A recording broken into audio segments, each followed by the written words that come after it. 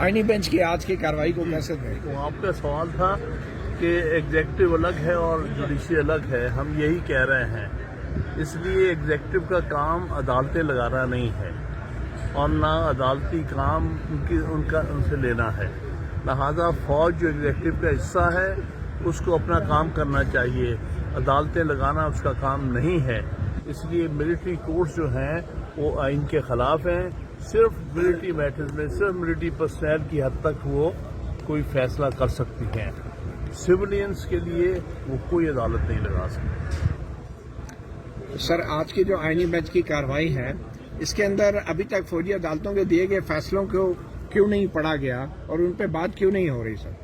ان سے یہ جو آج آئینی بینچ میں کارروائی ہوئی ہے اس میں جو 10 سال کی قید کی سزائیں سنائی گئی ہیں ان کا فیصلوں کی کیوں نہیں پڑھا گیا؟ ان کی ریزننگ کے اوپر بات کیوں نہیں ہو رہی؟ دیکھیے بنیادی بات یہ ہے کہ ملٹری کورٹس کو کیوں ہم کورٹس نہیں مانتے. اس لیے کہ وہاں پر ڈیو پروسیس نہیں ہے اور ڈیو پروسیس سب سے اہم جو حصہ ہے وہ یہ ہے کہ ہر عدالت اپنا فیصلے کی وجوہات بیان کرے گی. کوئی فیصلہ ایک لائن میں نہیں ہو سکتا کہ یہ گلٹی ہے ناٹ گلٹی. وہ بتانا پڑے گا کیوں گلٹی ہے یہ کیوں ناٹ گلٹی ہے. لہذا یہ فوجی عدالتیں جو ہے وہ ایک سینٹینس میں ورڈکٹ سناتی ہیں. کوئی ریزننگ نہیں ہوتی. بغیر ریزننگ کے کوئی فیصلہ جو ہے قابل عمل نہیں ہوتا نہ ہی وہ جائز فیصلہ ہوتا. تو ابھی مذاکراتی عمل کے حوالے سے صرف ایک بات کرنا چاہتا ہوں کہ صرف یہی انتظار ہو رہا ہے کہ ملاقات ہو. ملاقات کے بغیر ممکن نہیں مذاکرات کا عمل شروع ہونا پانی پی ٹی اے سے؟ کہ ملاقات تو وہ صرف اس لیے ہے کہ انسٹرکشنز لینے کے لیے. ورنہ تو ڈیمانڈ تو یہ ہے کہ ان کو آزاد کیا جائے اور وہی جعلی کیسز بنا کے. حالانکہ قانون یہ ہے کہ ایک نیچر کے کیسز میں اکٹھا ٹرائل ہوتا ہے. وہ سارے ٹرائل ہو چکے ہیں لیکن پھر اسی کیس میں پھر سے کسی اور طریقے سے اس کو سلجھا دیا جاتا ہے. تو مقصد ان کا یہ ہے کہ ان کو جیل سے رہا نہیں کرنا اور ان کو وہاں جیل میں رکھنا ہے تاکہ یہ نہ تو پراپرلی اپنی پارٹی کو لیڈ کر سکے نہ ہی عوام کے ساتھ رابطہ رکھ سکے. خان صاحب جب پریس ریلیز آئی تھی سزاؤں کے حوالے سے تو کہا گیا تھا کہ یہ سپریم کورٹ کے فیصلے کے پیش نظر سزائیں سنائی گئی ہیں اور حکومتی لوگوں نے بھی بعد میں جب اس پہ بیانات دیے تو سپریم کورٹ پہ ہی کوٹ کیا. تو آپ کو کیا لگتا ہے کہ بعد میں جو انٹرنیشنل پریشر آیا تو سپریم کورٹ بھی اس چیز کو دیکھ رہی ہے کہ ملبہ ہم پہ ہی ڈال دیے اگر ہم چیز کو اوور ٹرن کر دیں؟ کیا پریشر فیل کرے گی سپریم کورٹ؟ دیکھیے یہ تو وقت ہی بتائے گا. میں سمجھتا ہوں انہوں نے جو پہلا عمل کیا وہی بڑا افسوسناک ہے. جبکہ کیس آپ سن رہے ہیں آپ جلد سے جلد کنکلوڈ کریں. آپ کس طرح اجازت دیتے ہیں ملٹری کورٹس کو جاؤ فیصلے سنا دو؟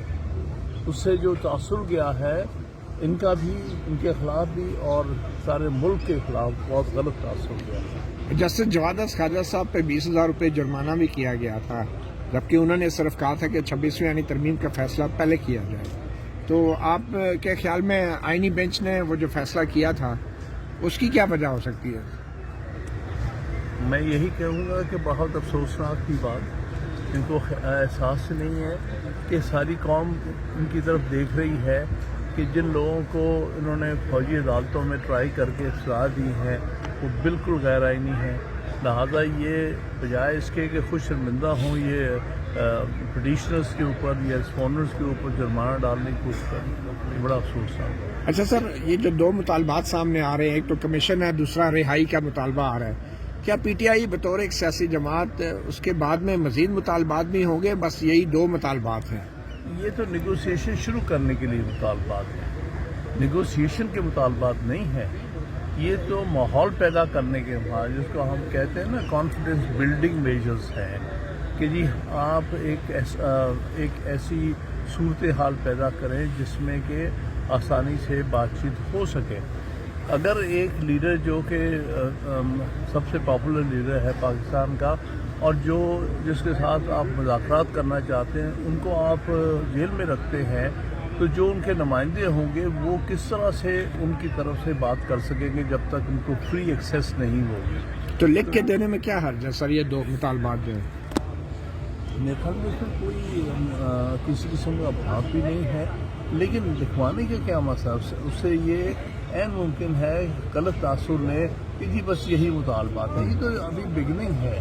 میرے نزدیک اس سے بڑے مطالبات بہت سارے ہیں. مثلا 12 جولائی کا جو فیصلہ ہے اس پر ابھی تک عمل درآمد نہیں ہوا. اسی طرح اور بھی بہت سارے معاملات ہیں آگے نہیں چلایا گیا. اسی طرح پہلے ریزرو سیٹس ان کو دے کے پھر اس کے بعد ابھی سینٹ کا ایک پورے صوبے کا الیکشن نہیں کرایا گیا. تو بہت سارے ایسی چیزیں ہیں جو اور نئے الیکشن کرانے کا بھی مطالبہ شامل ہوگا. دیکھیے میں سمجھتا ہوں کہ پہلے اس الیکشن کے معاملات واضح ہو، کیونکہ اس میں جیسے 12 جولائی کا ذکر کیا ہے اس کے حوالے سے ریزرو سیٹس ملنی چاہیے، پھر سینٹ کو مکمل کرنا چاہیے، پھر یہ ٹرائبونلز جو ہے وہ ان کو فی الفور کام کر کے جتنے بھی شکایات ہیں پنجاب میں کے پی میں ان سب کے فیصلے ہونے چاہیے، تاکہ اس کے بعد صحیح معنی میں پارلیمنٹ ریپرزینٹیو پارلیمنٹ ہوگی. اس سے پہلے تو نہیں ہے. Thank you sir.